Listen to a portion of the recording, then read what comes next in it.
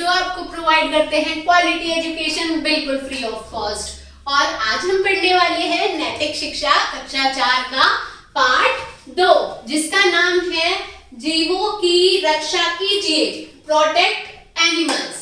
अब फटाफट से ये चैप्टर हम शुरू करते हैं, ठीक है बच्चों। दया का अर्थ, जीवों की रक्षा कीजिए।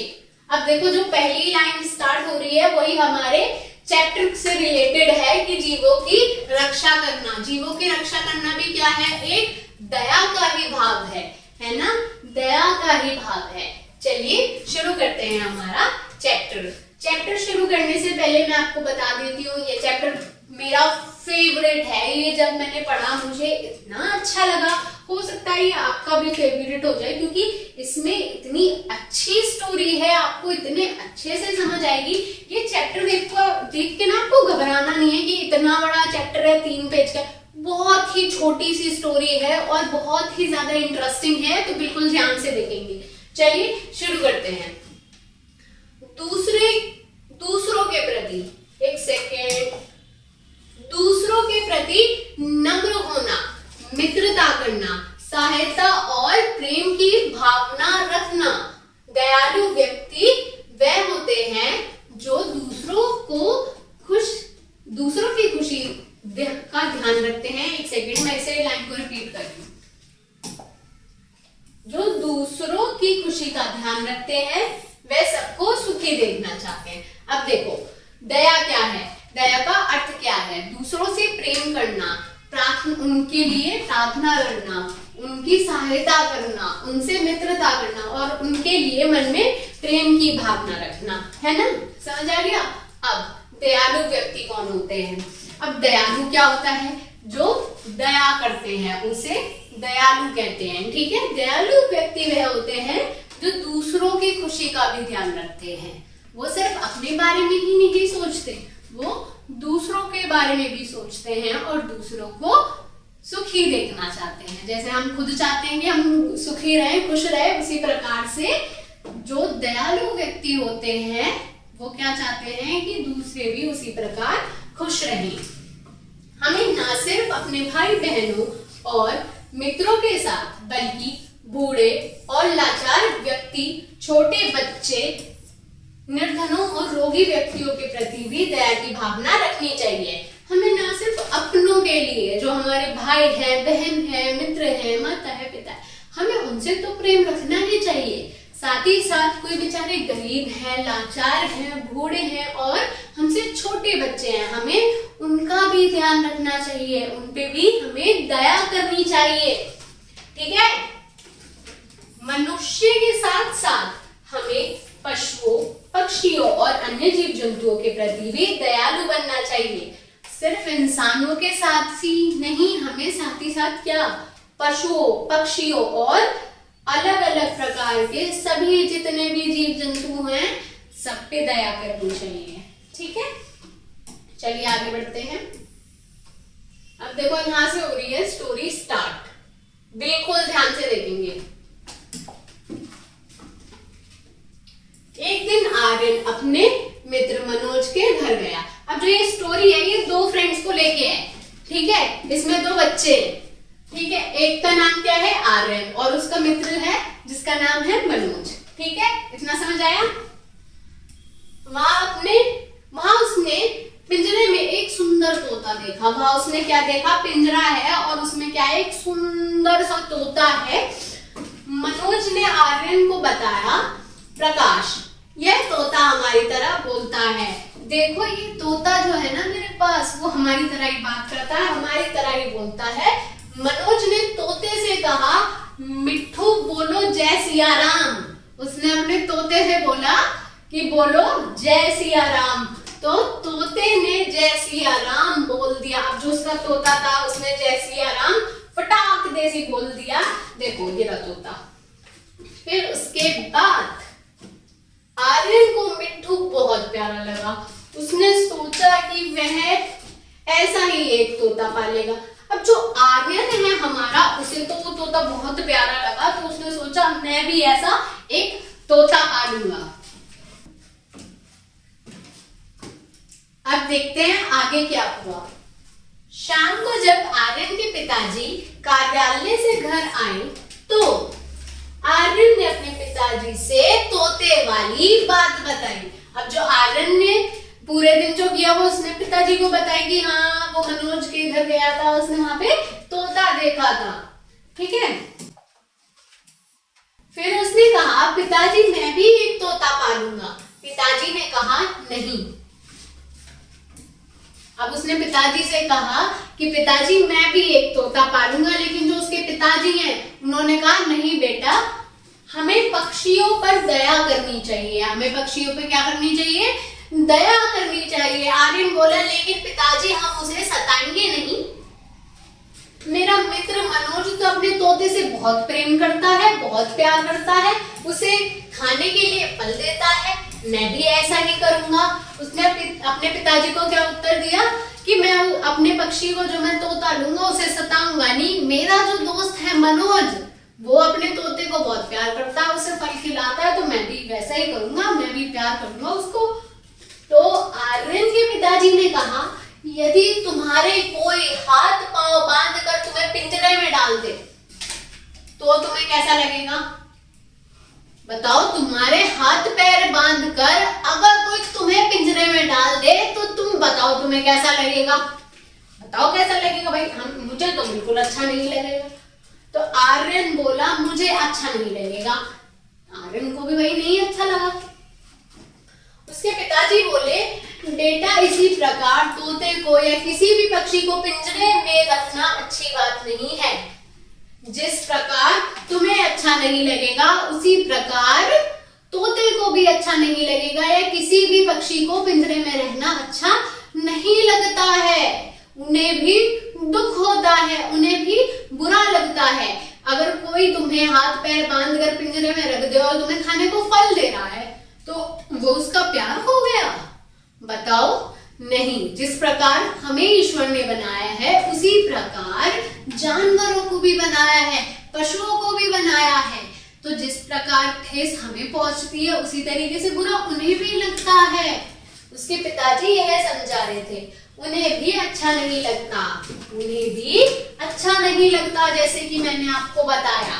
पिताजी की बात से आर्यन उदास हो गया। जब आर्यन ने उनकी सभी बातें सुनी है वो बेचारा थोड़ा उदास तो हो ही गया, क्योंकि उसने तो मन बना लिया था मैं तो तोता लूंगा। पिताजी की आज्ञा के बारे में उसने सोचा ही नहीं था पहले तो। तब उसके पिताजी ने उसे समझाया आर्यन जितने भी जीव जंतु हैं उन सबको ईश्वर ने बनाया है। जितने भी जीव जंतु हैं उन्हें ईश्वर ने बनाया है। जैसे मनुष्य को ईश्वर ने बनाया वैसे जीव जंतुओं को भी बनाया है। उनके अंदर भी क्या है? जीवन है। हमें इन्हें सताना नहीं चाहिए। हम जो है हमें उन्हें क्या नहीं करना, उन्हें सताना नहीं है। आगे देखते हैं। हमें इनसे प्रेम करना चाहिए, हमें पशुओं से प्रेम करना चाहिए। जीवों पर दया करना एक बहुत अच्छा गुण है। चिड़िया, तोता, कबूतर, मेंढक, चींटी, टिड्डा, बिल्ली, कुत्ता, गाय आदि सभी जीव से हमसे क्या चाहते हैं? सभी जीव प्रेम चाहते हैं। चिड़िया, तोता या कबूतर आदि को पिंजरे में बंद करके रखना एक तरह से उन्हें सताना ही है। अगर किसी भी पशुओं को आप बंद करके रखते हैं पिंजरे में तो वो क्या है? उन्हें सताना है। क्योंकि अगर कोई आपके साथ ऐसा करेगा तो आपको भी तो यही लगेगा कि मुझे क्या कर रहे हैं? परेशान कर रहे हैं, मुझे सता रहे हैं। बहुत से बच्चे चिड़िया, मेंढक, कुत्ते आदि को कंकड़ मारते हैं और उन्हें सताते हैं। बहुत से बच्चे क्या करते हैं? सोचते हैं कि मुझे कोई देख नहीं रहा है, कि चलो कुत्ते में, गाय में पत्थर मार रहे हैं या चिड़िया को उड़ा देते हैं, और वो सोचते हैं मुझे कोई देख ही नहीं रहा है ये सब करने से। लेकिन बच्चों एक बात ध्यान रखना, कोई आपको देखे ना देखे लेकिन ईश्वर की नजर आप पर हर समय रहती है। वे देख रहे होते हैं कि तुम कब क्या कर रहे हो।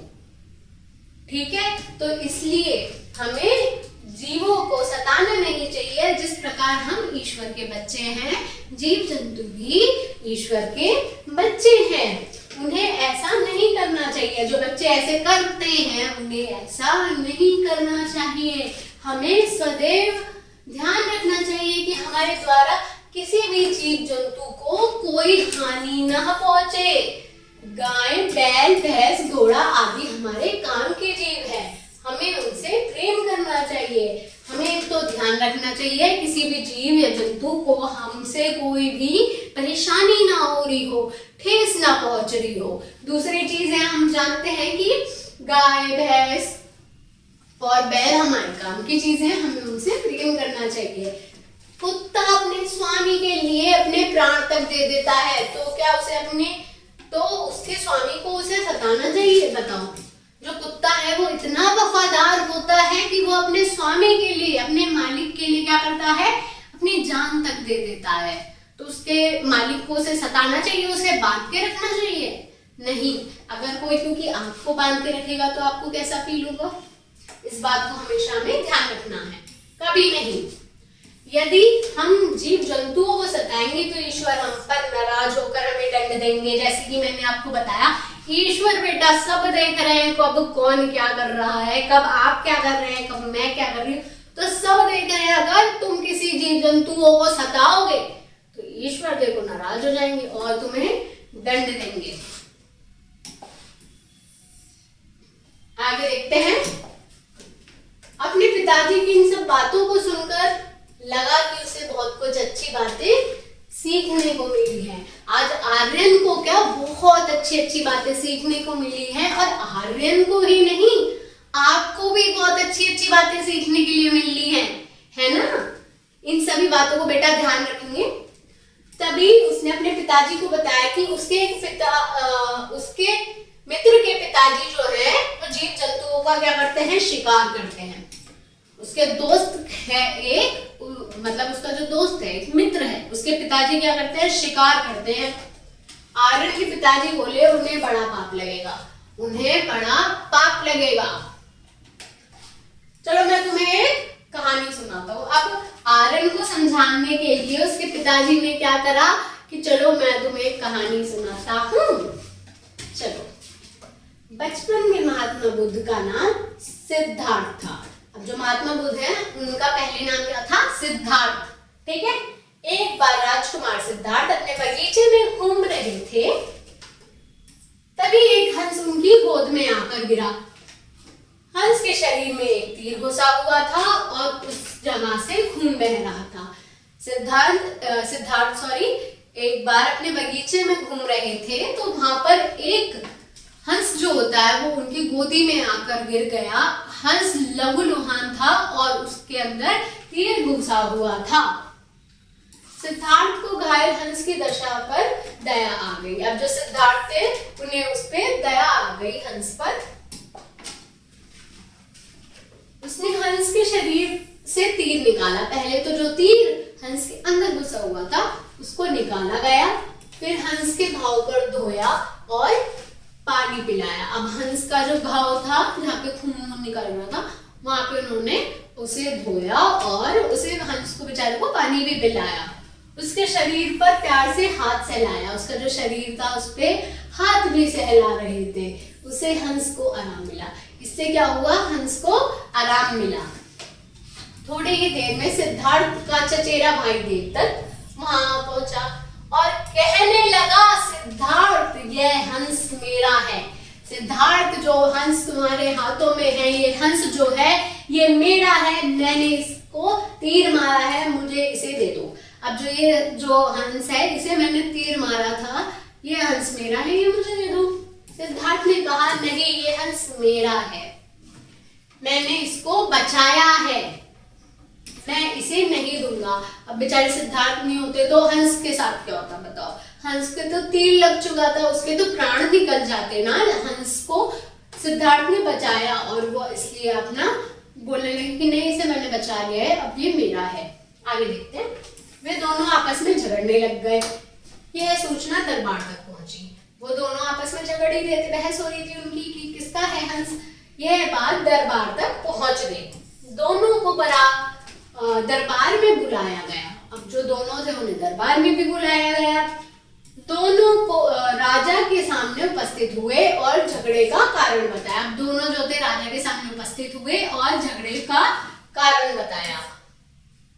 राजा ने दोनों की बात सुनी और सोचने विचारने लगे। राजा ने दोनों की बात सुनी और सोचते हुए थोड़ी देर तक सोच विचार के बाद उन्होंने फैसला दिया कि हंस सिद्धार्थ का है। उन्होंने फैसला सुनाया कि जो हंस है वो किसका है, सिद्धार्थ का है, क्योंकि मारने वाले से बचाने वाले का अधिकार अधिक होता है। जिसने उसे बचाया है उसका अधिकार है उस पर। कितनी अच्छी स्टोरी है बच्चों। चलिए देखते हैं इससे हमें सीखने के लिए क्या मिला, क्या शिक्षा मिलती है हमें इससे। इस कहानी से हमें यह शिक्षा मिलती है कि हमें जीव जंतुओं का शिकार नहीं करना चाहिए, यानी कि जीव जंतुओं को कभी भी हमें सताना नहीं है, उन्हें मारना नहीं है, उनका शिकार तो बिल्कुल नहीं करना है, बल्कि उनके जीवन की रक्षा करनी है। उनके जीवन की रक्षा करनी है। जिस प्रकार जीवन ईश्वर ने हमें दिया है, अगर कोई हमसे हमारा जीवन छीनना चाहे तो हमें कैसा लगेगा, उस प्रकार हमें जीवों की रक्षा करनी है, उनके जीवन की रक्षा करनी है। होप ये लेक्चर आपको अच्छे से समझ आया होगा। इस लेक्चर को अपने दोस्तों के साथ भी शेयर कर दीजिए ताकि वो भी इसे एंजॉय करने पाए। तो इसमें से कोई चीज ऐसी रही हो जो आपको ना समझ आई हो तो आप वो कमेंट सेक्शन में पूछ सकते हैं। वीडियो को यहाँ तक देखने के लिए थैंक यू बच्चों।